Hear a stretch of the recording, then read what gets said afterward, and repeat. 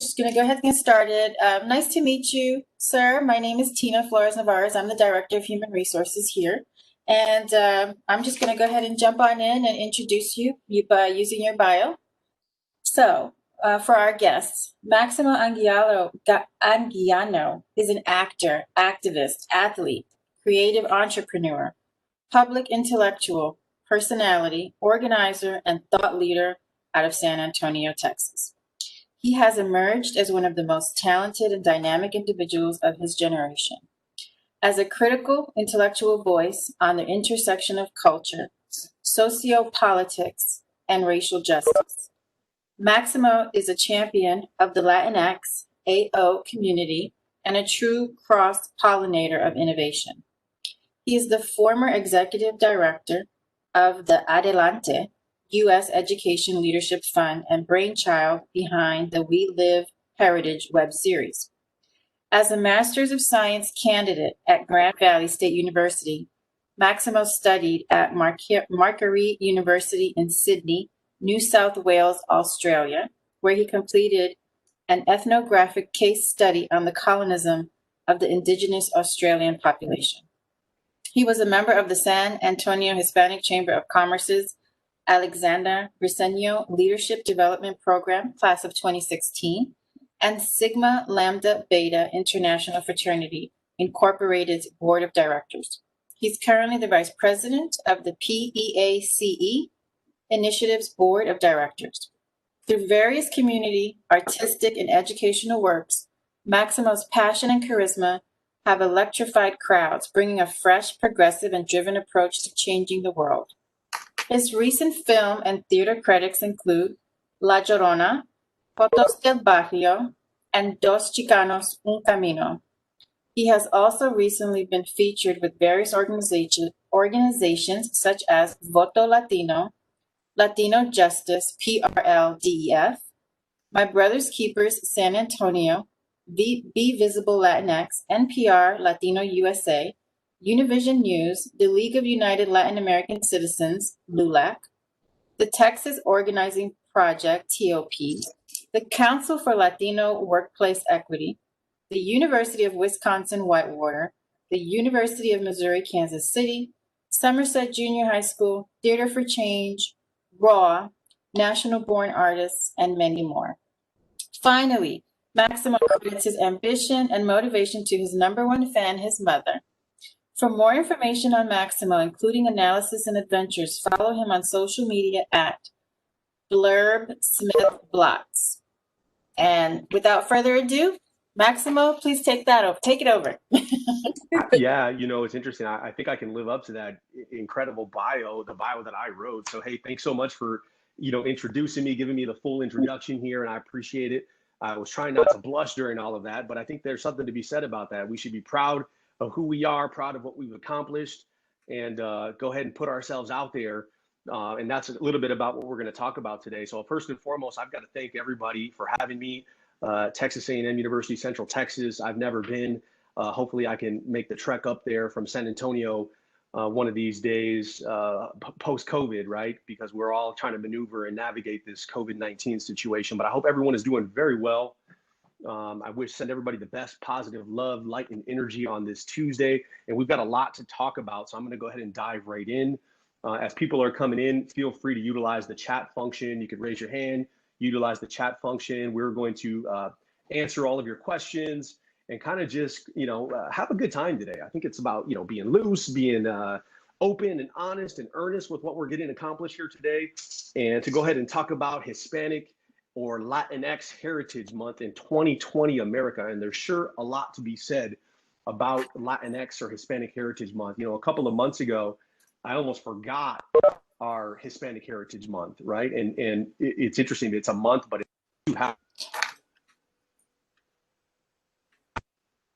it's here, right? We're in the middle of that. We're about a week in. So we want to thank everyone. We want to congratulate you for making it here on the call. Feel free to utilize the chat function. Some of you might be asking and wondering, hey, what's this guy Maximo going to be talking to us about today anyway? And there's a lot. I have a lot to discuss, a lot to uncover, unpack. And it's always great that we can get together and be critical, have some critical thoughts about where we're at in society, but also to look back look forward as well as honor our present and think about where we're at in society right now. I think first and foremost, with regards to learning outcomes or things that I would really want you to get out of this, if it's going to be two quick things, two quick ideas that I really want you to kind of embrace and capture from this presentation or this talk is one, to be proud of who you are, to be proud of our culture. Some of this goes without saying. I think pride and the right amount of pride, a healthy amount of pride is already kind of ingrained and written into our DNA as we know it. On the other end of that spectrum, if we're going to be entirely honest, there's a lot of people inside our community that are ashamed of who they are. If we're going to be completely 100, completely honest, which is how I like to behave and how I like to act, we've got to be honest with ourselves. And I think being proud of who we are in our culture is a good thing. And that goes for anyone. So if anybody's on this call and wondering if you can be proud of who you are, absolutely. And that goes for Latinos, Latinxes, people that may be Irish American, African American, German American, so on and so forth. I was talking with Dr. Britt and I randomly mentioned that I think culture's cool, right? Multiculturalism, pluralism, and having this idea that culture is who we are and culture is cool, right? So we can embrace that, particularly during this month. Secondly, to seek a deeper understanding, and this has different layers with regards to how we may want to look at that. Seek a deeper understanding of who we are, seek a deeper understanding of our culture, and seek a deeper understanding of the world around us, because it's a complex issue, right? There's a lot of different, lots of different depth required to really looking at some of this stuff critically, which is what we're going to do. So it's important to talk about and discuss all of these things because Hispanic Heritage Month allows us to get a deeper look within.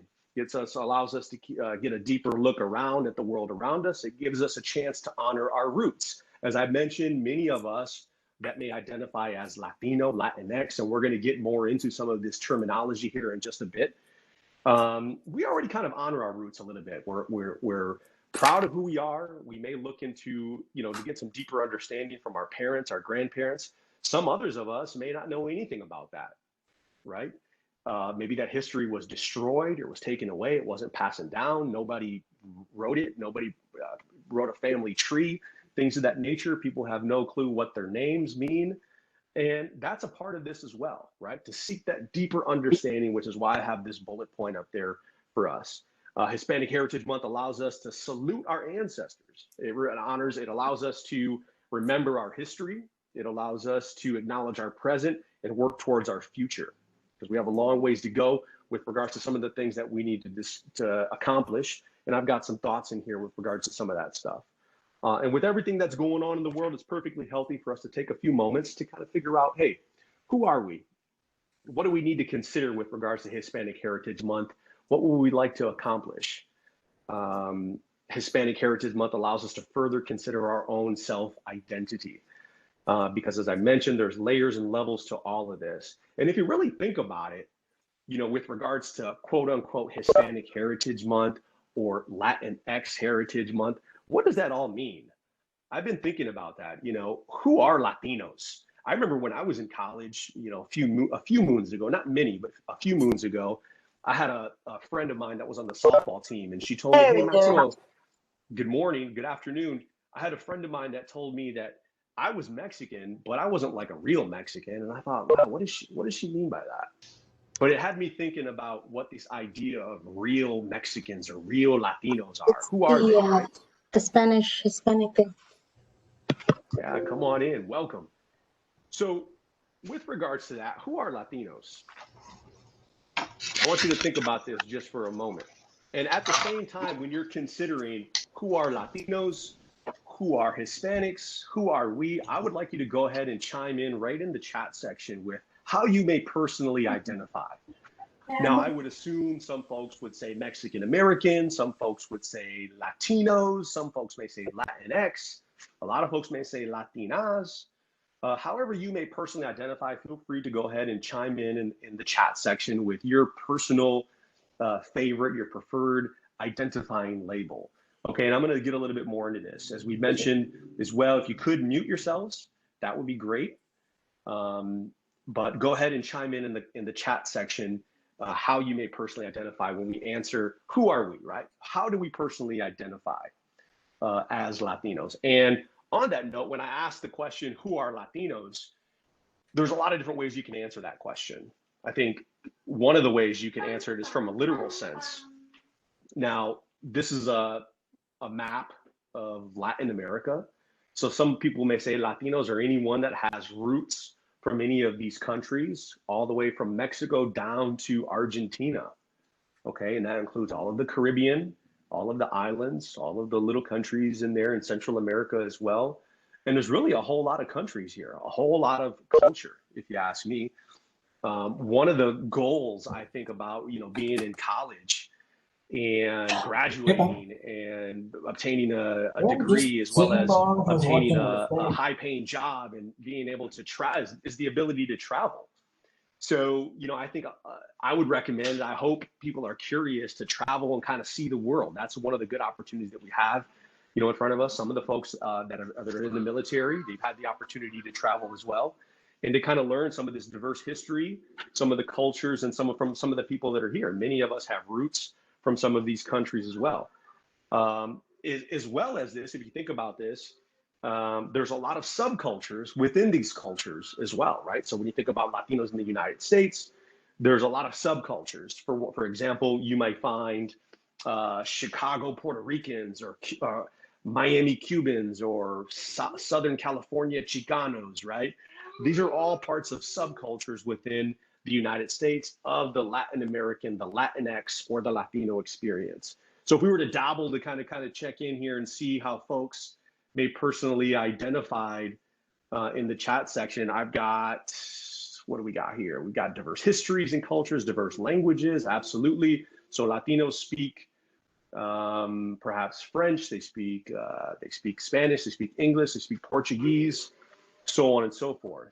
Latino or Hispanic, I see from Santos, good job. So again, we're probably, when you identify and look at the culture, you're probably the safest in that realm by saying Latino or Hispanic, because when we say the term Latinx, that is a term that not everybody agrees with, right? That's a term that some folks have perhaps been turned off by. Some folks don't identify with the Latinx. What is that X anyway?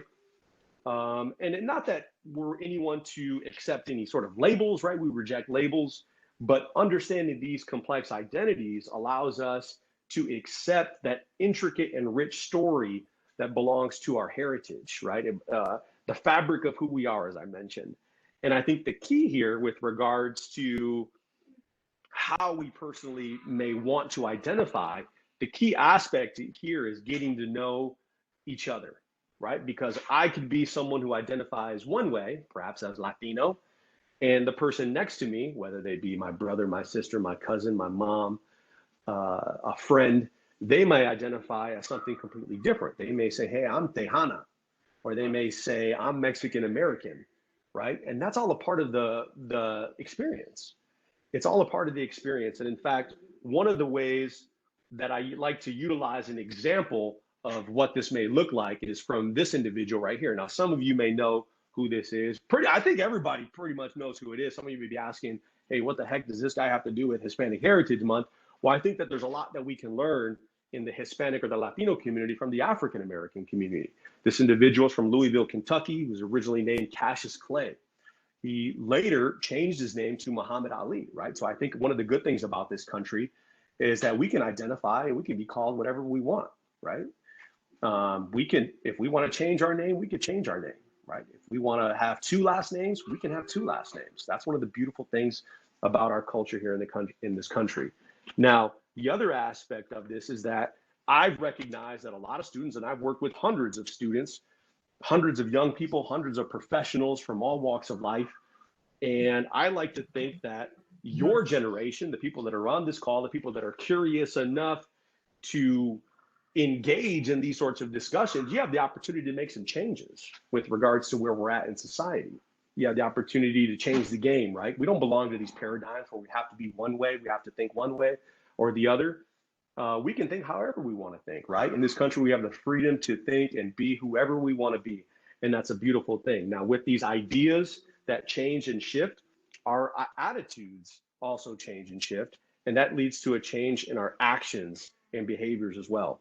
So just like Muhammad Ali shook up the world just like he changed the world, I'm saying that you all could change the world right from where you're at today yourselves. And it's a process, but you can do it. I believe in you. I think an aspect of this is us being bold, us being courageous enough, and us accepting who we are to go ahead and make some changes out in the world. And I've seen a lot of people from this community, this culture, making those changes. For example, I know that there's a lot of Latinas running for office right now, public office. I know there's a lot of Latinas and Latinos opening businesses, family businesses, restaurants, barbershops, insurance agencies. They're also being creative in the tech spaces. I know there's a lot of Latinos that are graduating from college with advanced degrees, and those are some of the first, right? So there's probably people on this call that perhaps are first generation college students, which in that sense, you're a leader already, okay? You're already leading and breaking new pavement, breaking new pathways for your future and leaving a legacy, carrying on that legacy from your family, as well as creating a future legacy for your children. Okay. The other thing I think with regards to some of these changes is that, what I find is that my personal favorite thing of how some of these changes are enacted is that we're becoming better with ourselves. We're becoming gentler, we're becoming softer, we're becoming more respectful and understanding with each other. So I think it's perfectly acceptable for us to have discussions around the term Latinx, for us to talk about, hey, what does this Hispanic word mean anyway?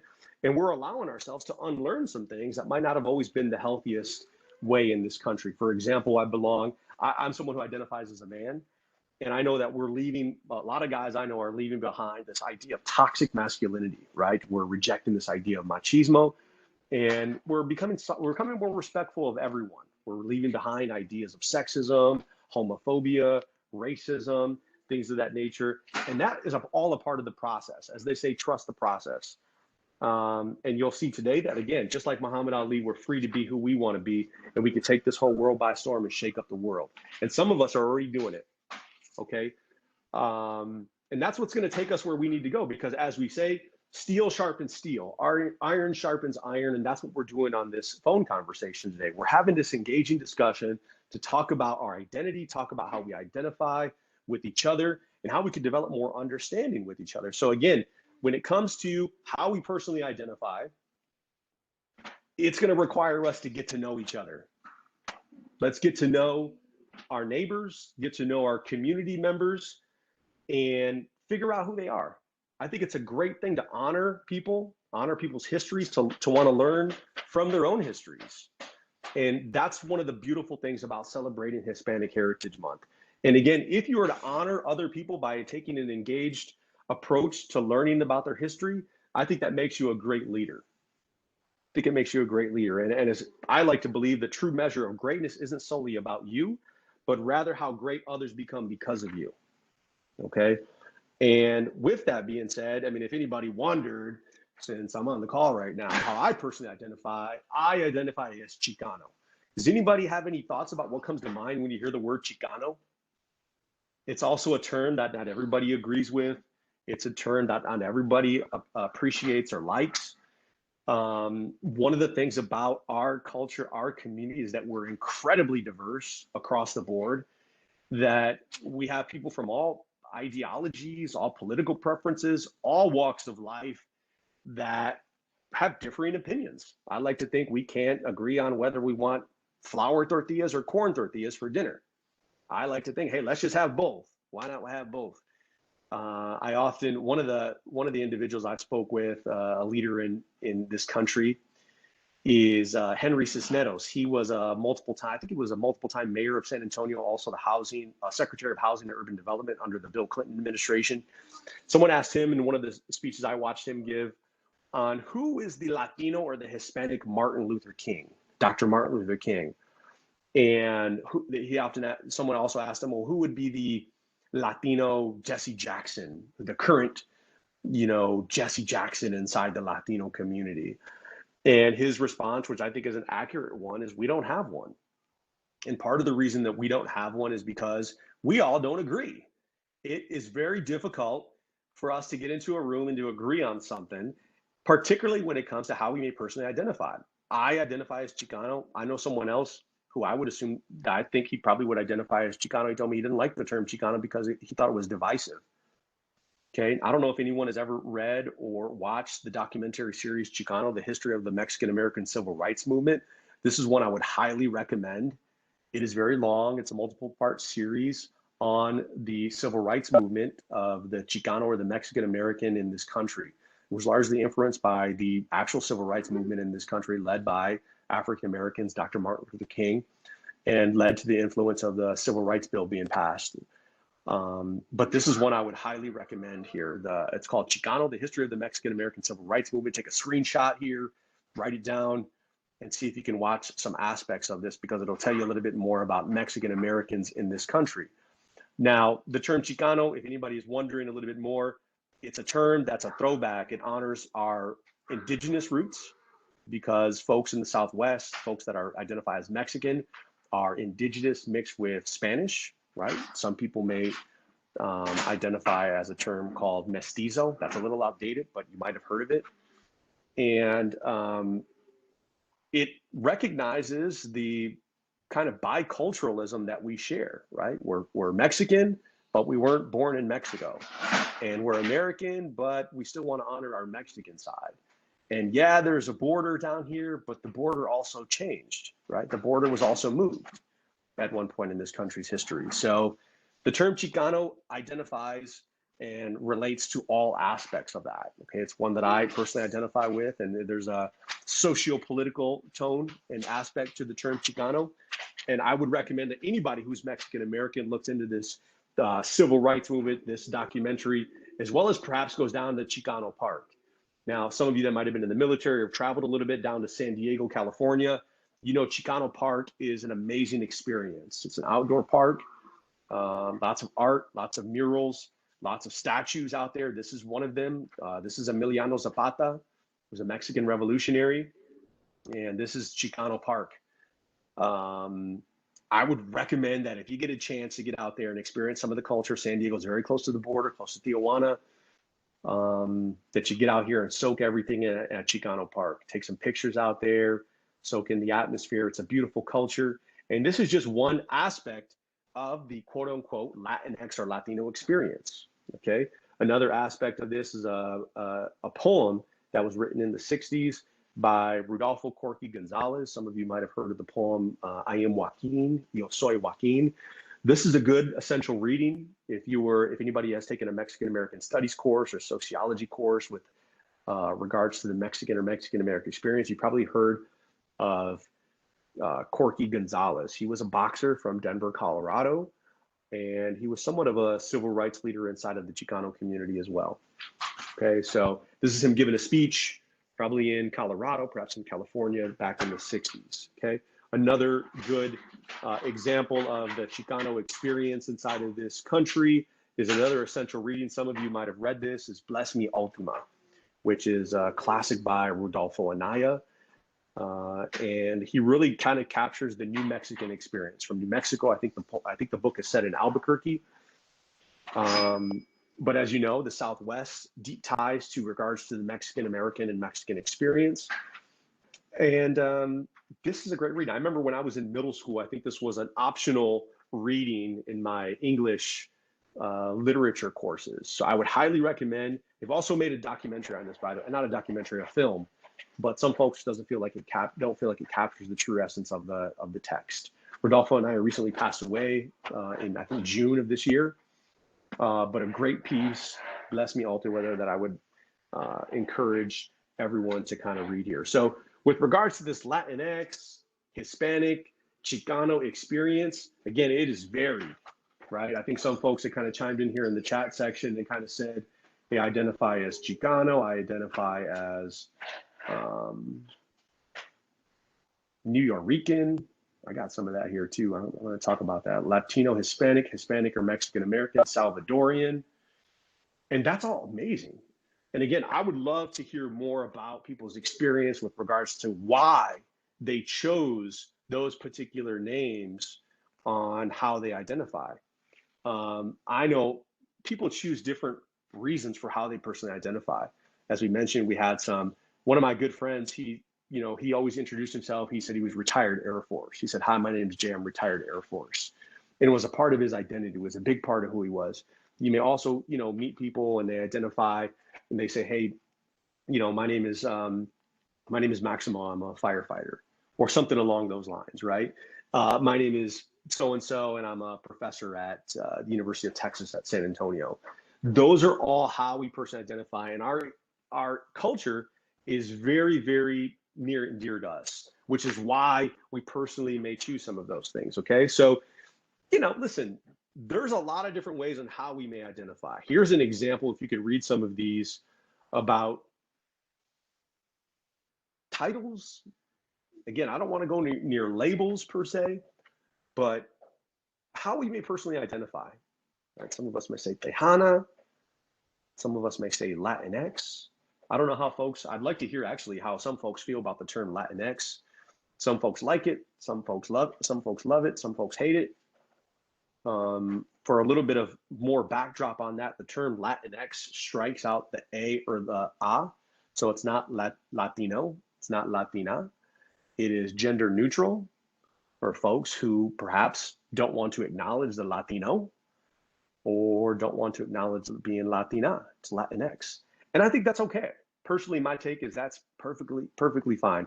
I'll give you an example. One of my friends, she's Black. She would probably identify as Afro-Latina. And got to know her a little bit. She told me her people were from Haiti. And she's also considers herself to be Afro-Latina. Now, who would I be to tell her, hey, I'm sorry, you're not Afro-Latina? That would not be very smart, and that'd be disrespectful. I think it's a little bit disrespectful. So these terminologies, us getting to know people, that allows us to kind of figure out where we're at here. I know also there's a huge population of Latinos, perhaps Mexican Americans in this country that are trying to get more in touch with their indigenous roots. I spoke with a professor from Texas State University this morning at 8 a.m. and she told me she's trying to reclaim her indigenous past. She's trying to figure out exactly who she is. She doesn't know. She's trying to get back the lineage. Maybe she's doing something like Ancestry.com. Maybe she's trying to do some research in the archives to figure out the bloodlines and figure out what tribe she might have belonged to. That's perfectly okay. I'm doing some work with an organization called American Indians of Texas here in San Antonio, and that is the indigenous people of the San Antonio area. The Cualtecan of the Top Pilam Nation, that were the individuals that lived on the grounds downtown, current downtown, near the Alamo, and all around. Okay, they had a relationship with the river. As you know, the river walk is there now. So, look, this is all a part of who we are. Again, I'm originally, as if anybody further cares to know, I'm originally from Michigan, Lansing, Michigan. My parents both would consider themselves to be Tejanos. And they both separately traveled up to Michigan back in the 60s. One, my dad's family went to go work in the fields up in Michigan. They picked pickles, they farmed and tended to the land. My mom's family moved up there for opportunities to work in the car factories. Michigan had a huge heyday back in the 60s of people immigrating there from different parts of the country for work, for economic opportunities, for different, prosperity reasons. And they did pretty good for themselves. They did good. I'm wondering, how do folks feel about the term Latinx, by the way? Do we like it? Do we not like it? Is it something that we would use, something we don't want to use, something you would discourage, something you would accept and tell your children, that's okay, let's call ourselves Latinx? One of the things I like about Latinx, like the term Chicano, it's something that we created, in the moment. So when I talk about you all shaking up the world, I talk about you being able to identify how you want. We know words have power. And we know if you say, hey, I want to be identified as Latinx, that's something that we can potentially embrace if we do it as a community, right? And there's pockets everywhere. I know many folks that are Latino that say, hey, I'm American. That's okay too. Maybe they say I'm American Mexican, or I'm Mexican with, I'm American with Mexican parts or Mexican roots. Some folks just identify as Texan. I met a guy the other day, he told me he was a Texan Republican. I said, okay, good for you, right? It's about how people identify. Afro-Latina is big as well. There's a huge movement of Afro-Latina, particularly because many people are, sort of calling out or drawing attention to the anti-Blackness inside of the Latino community. And there's some fair criticism to that as well. Racism is a part of the world. It's a part of this country. It's a part of any culture. So I would recommend that we not be offended by any of these terms, but rather use these opportunities to connect with people and a chance to enlighten individuals about who we are, about our people, about our stories, because we have those legacies. And if we don't know them, if we don't know any of these histories, there's no better time to find out, no better time to make an investment about who we are, right? And this is a process. I know a guy who was a professor at a university here in San Antonio, and he told me he was trying to get back in touch with his indigenous roots. And if you were to ask him how he identified, he would say Chicano, but he would honor his indigenous side as well. So it's very complicated. As I mentioned, Latinos are incredibly diverse, and we have all these different ideologies and different sentiments with regards to who we are. Just like anyone else in this country, anyone else in this world, we are looking for life, liberty, and the pursuit of happiness just the same, right? We want equality. Okay, and again, this is part of a larger discussion of diversity, equity, inclusion, acceptance, and belonging. We're looking for opportunities, right? When we think of equity, we want to be treated fairly. We want to have the same access to opportunities, just like anyone else in this country. Okay, I think that we have our issues as well, right? So again, some of the stuff that I've focused on is more of the positive, but also acknowledging some of the struggles that some of us have had, particularly in the Mexican American or Chicano background, but it's real everywhere.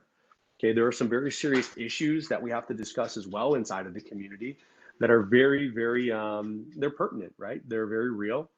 Again, we talked about racism. We talked about perhaps some health disparities, health issues. We know right now Latinos are being infected at disparate rates with COVID, particularly for some of the health issues like diabetes, coronary heart disease, obesity, right? So some of the things that we need to do is recapture our health, recapture and have the autonomy to go out there and make a change, right? Because no one's going to give it to us with regards to some of these things. As I mentioned, there's a lot of different issues. There's issues with the criminal justice system. There's issues with access, right, to education, access to housing. And those are all things that we can discuss as well, right? They're a part of the discussion. I think for further analysis, some of the things I would recommend for you all, for those folks looking to get a deeper sense of what all of this means, are some of these points that I have for you here. The African diaspora. Please take a look into some of these things. You could Google them. You could, search them at one of the libraries and one of the catalogs that we may have access to. I know you also have a sociology department where you can discuss and look at race and ethnicity, critical race theory. Right? These are some things that we could look at with regards to Latin American studies, Latinidad, Chicanismo, again, the Civil Rights Movement, the Rainbow Coalition. The Rainbow Coalition was led by Fred Hampton in the 60s, the late 60s, to kind of gather and unite people from all walks of life. There's also an aspect of intersectionality with regards to this, right? When we think about other aspects of, feminism, critical race theory, things of that nature. So these are all important with regards to further reading and developing a deeper sense of understanding of who we are. So with that being said, what I really like to do is, to get to some questions here and get to some feedback with regards to any of this sort of stuff. Again, my style is sort of interactive, and I'd like to hear from some of you all with regards to how you feel about anything we might have mentioned, any particular questions with regards to Hispanic Heritage Month, with regards to how we may personally identify, with regards to any ideas or concepts that I might have discussed, or anything else that might have been left off the table. Again, this could be done in a variety of different ways and fashions, and we could discuss a lot of different things, but I'd like to hear from you all. I'd like to hear from your all's backgrounds, as well as your experiences with your families, as well as anything that you may be experiencing on campus. Is there anything that anyone would like to discuss? We want to be somewhat interactive here. Again, taking a look at some of this stuff. Paisas, I've got the term Paisa here. You can see it right here.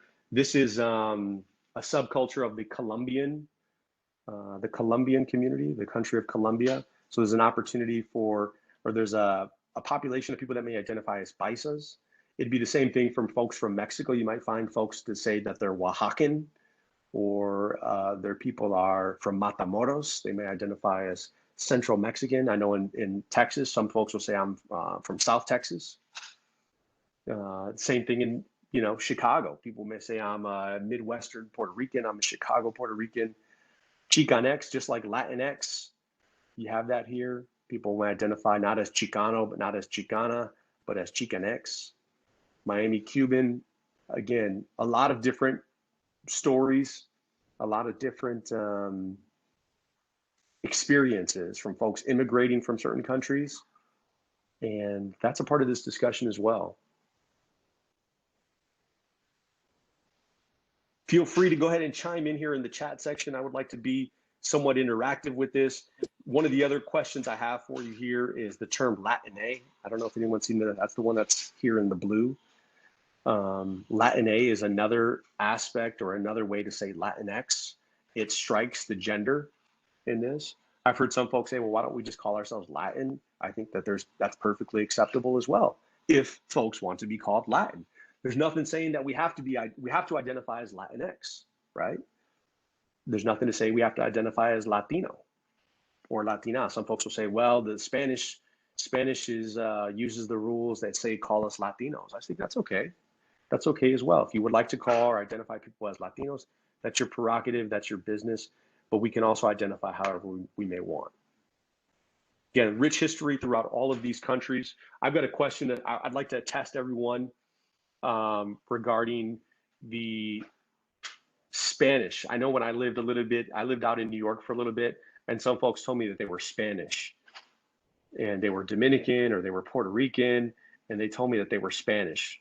And I thought, well, okay, well, where in Spain are your people from? They're like, nah, we're just Spanish, right? We speak Spanish, we're Dominican. And I thought, okay, so that's another aspect or another level of understanding of who we are. I think one of the questions someone just chimed in with is, what about being Hispanic? I think that's fine as well.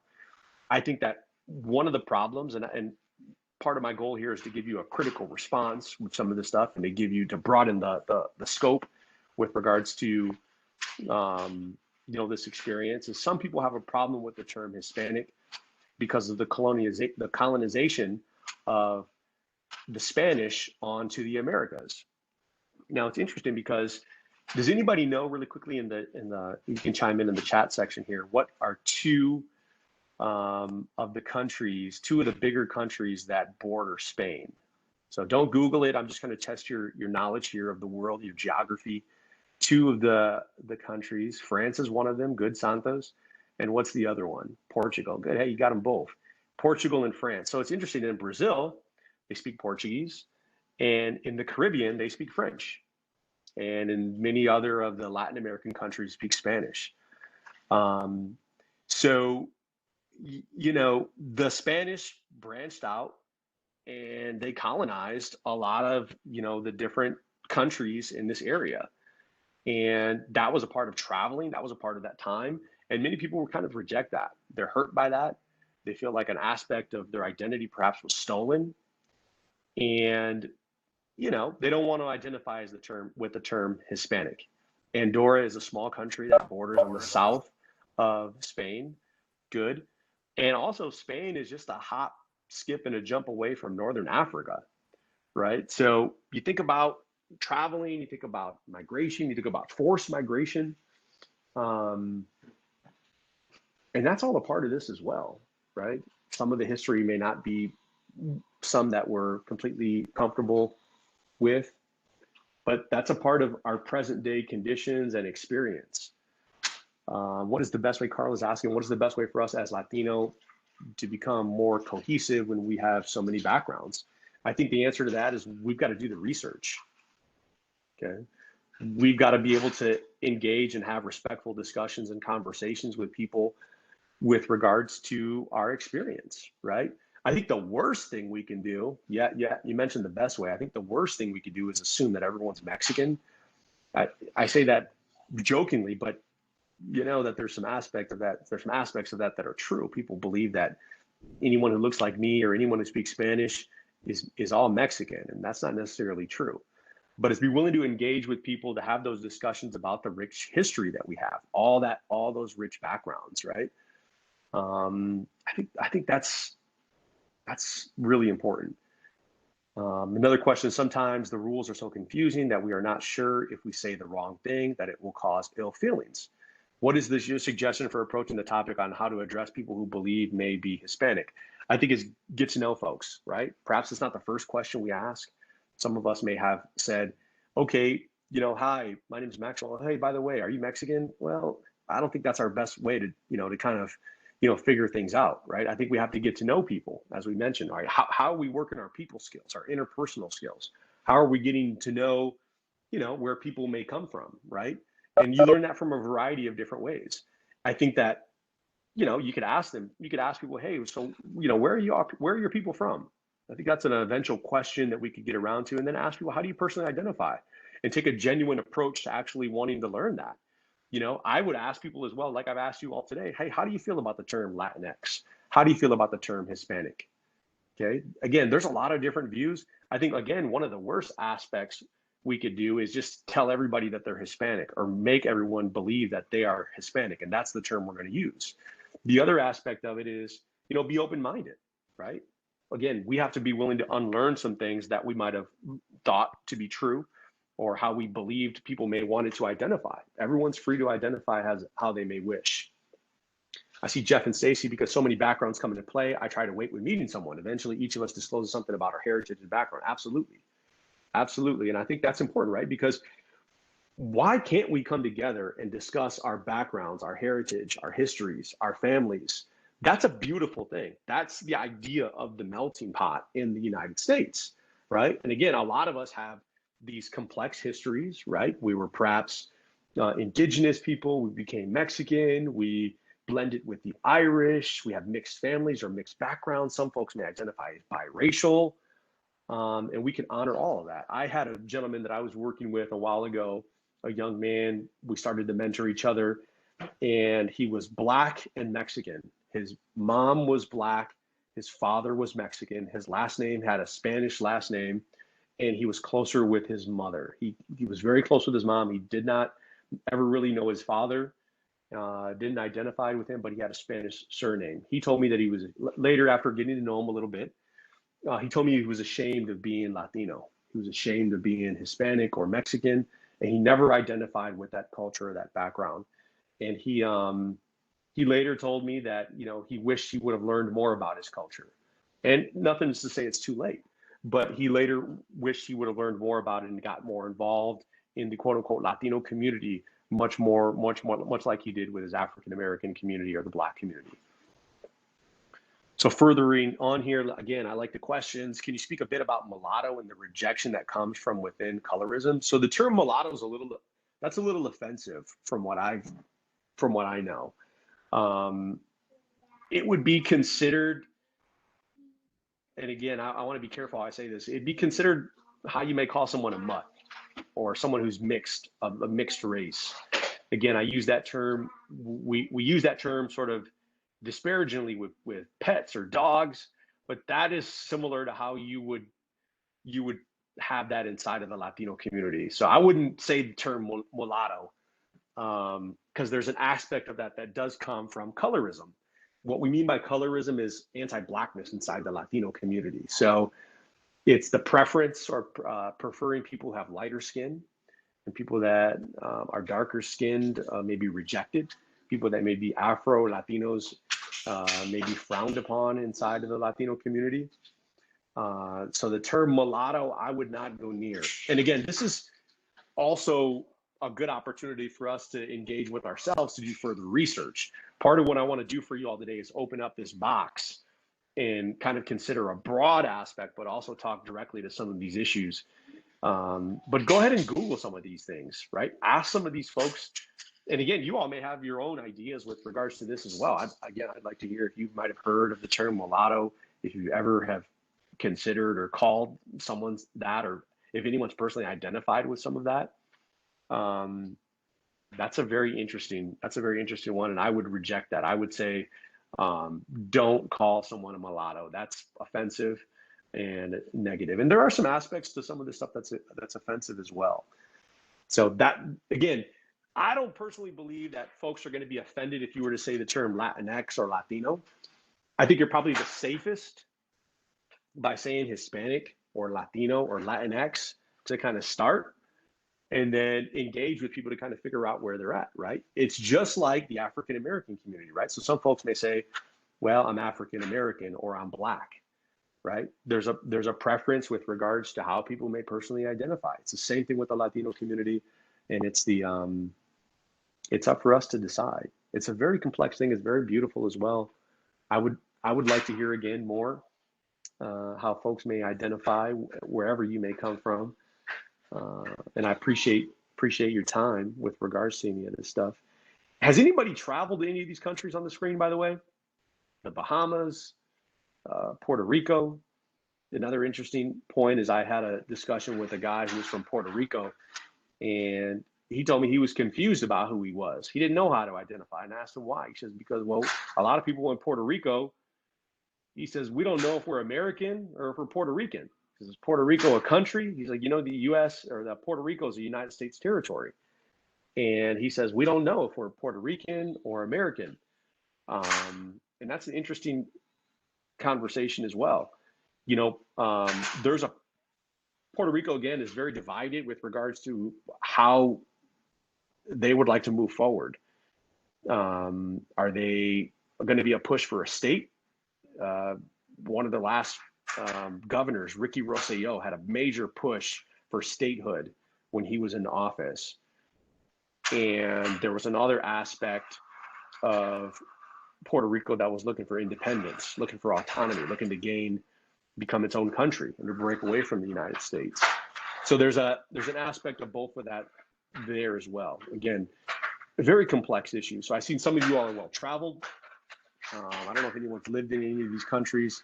In Mexico, so Mexico is incredibly diverse, just like the United States. El Salvador, Honduras, Guatemala, Nicaragua. And many people have come to these countries, come to the United States from these countries for a lot of different reasons. So, yeah, good ideas here, good topics. So anything else anybody would like to talk about here? We've got a little bit of time left on the webinar, and I'd like to hear any more thoughts, any more ideas. I'm glad we got everybody logged in here. I know we had some problems initially, technical difficulties, but when you think about this, who are Latinos? We are all of that. So again, who are Latinos? What is our experience? It's all of that experience. I've just got a question here from Eric. It's confusing sometimes because people identify so differently. I've called someone Black and they got offended. Then I called someone African American and they didn't like it either. So sometimes no matter what you say, you're going to be incorrect. Makes it tough. Agreed. I think if we earnestly and honestly perhaps apologize and perhaps re-engage with someone how they may personally want to identify, that may be a bit safer. Do you know actually what and how the person may identify? They didn't want to be called Black. They didn't want to be called African American. How did they personally identify? How did they go about this situation?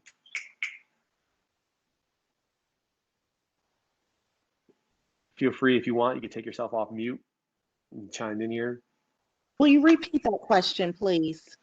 Yeah, so Eric Hernandez commented here. He says it's confusing sometimes because people identify so differently. I have called someone Black and they got offended. Then I called someone African American and they didn't like it either.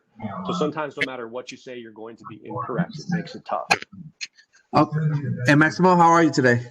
Good to hear from you. Yes, sir. So to follow up on that question, because they, when you speak as the group in general, they want to be identified as Black. But then, so when you call someone Black, they're like, "Why are you calling me Black? I'm African American." So it's not just per se that it's just that individual person, as a group as a whole. Because, like you were mentioning, some people like to be called Latin American. Some people don't like to be called Latino. I myself identify as Mexican American. So I get that. But I mean, I don't get upset about it because there's just so many different titles or, ways to approach someone. But as a whole, I'm just Hispanic, you know what I'm saying? So again, it's just like, how do you, without offending, like, so it's hard of me to say, when I'm talking to someone, I say, hey, that Black guy that was, so I don't even say that. I just said, that person that I saw the other day, because you don't know if that person's going to get offended by what you say. Good. Well, I'm glad you chimed in here because I think one of the things that we also want to look at with regards to this is context. So the context is very important with how we may be using some of this terminology. So, it would depend. I think that, I can see how someone would be offended if we were to say, hey, do you know that black guy, or do you see that black guy over there? I had a friend of mine at another work location, and she said she was white, personally white. I think she might have, Italian roots. She said something like, "Oh, do you know that white guy, or did you see that white guy?" And I thought, wow, I didn't know that we were to call people, "Hey, that white guy," because I feel like if I would have said that as well, that perhaps would have been offensive if I were to say, "Hey, that white guy." I think there's other ways that we could utilize how we may be addressing people. We could say, "Hey, did you see that guy with black hair? He was a little bit tall. He was real talkative," right? So different ways we can identify with people or identify people in those instances because the context is key. And then again, talking how they personally identify. As I mentioned, I had someone that in one of my previous work locations, she was white. I assume she was white, right? Fair skin. She had like reddish, blondish, sandy hair. Getting to know her a little bit. I think her last name was Italian, so she told me she was like Italian with like white and mixed roots, maybe like Irish. And I asked her, how do you identify? She goes, "Oh, I just identify as white." So there are some aspects of I think there's a book called How the Irish Became White that we could look further into that on this transgression or ideology of how we've changed how we identify in this country. I think that's important. Gets to the other question here says, I've seen non-Latinos that have adopted Latin culture. Is this seen within the Latin community as a good thing to spread knowledge of other cultures, or is it a negative thing as appropriation? So this is y'all are asking great questions, by the way. This is a very touchy topic. And how are we on time? Are we going to get cut off here at 1 o'clock? Will this shut off, or do we have time? Absolutely not. Okay. So this is a great question with regards to cultural appropriation, because we want to be sensitive with all of these issues, right? The sensitivity is important because it's regarding respect. So if someone were to ask me what the term diversity means to me, it means respect. So as you all know, my name is Maximo, right? I love my name. It's my name on my birth certificate. It literally translates in English to the maximum. So I try to live up to that. But I can't tell you how many times when I meet people, "Hi, Eric. Hi, Carla. Hi, Samantha. Hi, Talia. Hi, Michelle. Nice to meet you. My name's Maximo." And everyone will respond to me, "Nice to meet you, Max." You see what I did there? And I'm like, I don't know if I look like a Max, or people just want to shorten or just change my name naturally because they think it's easier. But I try to reiterate as much as I can that my name is Maximo. And I don't make people say my name is Maximo, right? You don't have to say it in Spanish if it's a problem saying it. But I like to think that we're capable individuals that can say the full name, Maximo, or whatever our name may be. So again, diversity means respect to me. Now, it would be something totally different if we try to appropriate those names. I would not recommend any form of cultural appropriation because it has to do with respect. This would me being like, yeah, I'm a great boxer. I'm an amazing boxer, as I mentioned, to utilize some of the images that I've shared with you on this presentation. I would be like you saying I'm a great boxer. And then you all asked me a little bit about boxing, and I wouldn't know anything about it. I wouldn't know anything about good fighters. I wouldn't even know anything about defensive styles and traits. I wouldn't know one thing about the ring, about rounds, about any of that. And you would say, well, this guy's an imposter. It's a sensitive thing. You don't want to go near that. I think when it comes to culture, you want to learn from the experts. It's another thing to kind of, spread knowledge. That's another thing. But if there's anyone that wants to gain credibility and knowledge from a particular community, they better be an expert. They better be knowledgeable. And then they could share some of that. I know when I was in college, I had a professor that who happened to be white, and he taught like a civil rights course. And I didn't think it was probably a bit naive in me, but I thought to myself at that age, hey, what's this guy going to tell me about civil rights, right? And it was a bit prejudicial for me to think that. But I think also you have to give people a chance. Okay, it's not healthy to be prejudicial or to be prejudiced by any means. So let's hear people out, right? Let's learn a little bit about them.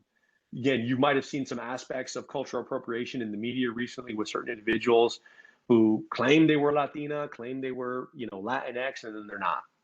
Okay, I think those individuals were using the status to gain some clout by some means, and you get it's a very dangerous, slippery slope from there. I wouldn't do it. I wouldn't go there. Be safe, right? So be sensitive, be safe, and be respectful of people. Agreed. It's not appropriate to share or to shorten people's names without an invitation. I think educating yourself goes a long way. In Iraq, I dealt with Arab Sunni and Arab Shia, or with Kurds or Persians or Arab Christians. Absolutely. Absolutely, Santos. So again, this is a broader aspect of culture, right? I would love to travel to Iraq. I would love to hear some of the stories, to learn from Arab Christians, to learn from all sorts of people about their experience, right? And how they came to be who they are. And, asking, healthy, appropriate questions, when you can, and getting the further context to learn about people and who they are. The other thing is that we have to be very careful that we're not pushing stereotypes, right? So as Latinos, as I mentioned, when I was in college, I had an individual tell me that I was Mexican, but I wasn't a real Mexican. So I could have perhaps pushed more on that and said, well, what do you mean by not a real Mexican? And people says, well, hey, you don't speak Spanish. You don't have tattoos on your neck. You don't have a bald head, right? Or you don't work in the fields, right? And those are perhaps some of the stereotypes that some individuals have with regards to Mexicans or Mexican Americans in this country. So this requires us to kind of take a different lens and a different approach, and to kind of switch things up for us to think differently, to have an open mind. And we have to be careful with any of the stereotypes you may learn from the media, from films, TV, any ideas that are being pushed out there on people, again, in any fashion. So I think that's important to be said as well. Again, when you think about Latinos, incredibly diverse. I guarantee you, if I had a picture of every single one of you on this call, any and everyone can look Latino. There would be individuals that I've seen in San Antonio that look white. I would think that they would identify as white. You walk up to them, they're speaking the best Spanish you've ever heard, because those people are from Mexico, or those people from Puerto Rico, they're from Colombia, right? So it's important. It's important for us to kind of keep those ideas fresh. All right, this is Tina again. So we're at 1:02, and I just wanted to ask if anybody has any questions, please put them in the chat. We're going to try to wrap up and be respectful of everyone's time. If we don't have any more questions, I just want to thank everyone, especially our host and our guest presenter, Maximo. Thank you so much. I enjoyed this very much, and I wish we had another hour. Yeah, and we could get much more into talking about a lot of different things here. Again, my goal here was to kind of give you a broad sense, but also think more critically about some of the specifics. I think, along with your all's mantra at the university, to keep the conversation going, right? Because this is an ever expanding conversation. To some, it could be exhausting, but at the same time, it's okay to be curious. It's okay for us to continue to learn. Learning is a lifelong experience. So we can continue to utilize some of those ideas, that I talked about. Again, you've got this documentary series. If you've never seen it, you've got Chicano Park. I would recommend, if anyone has an opportunity to get out there and travel.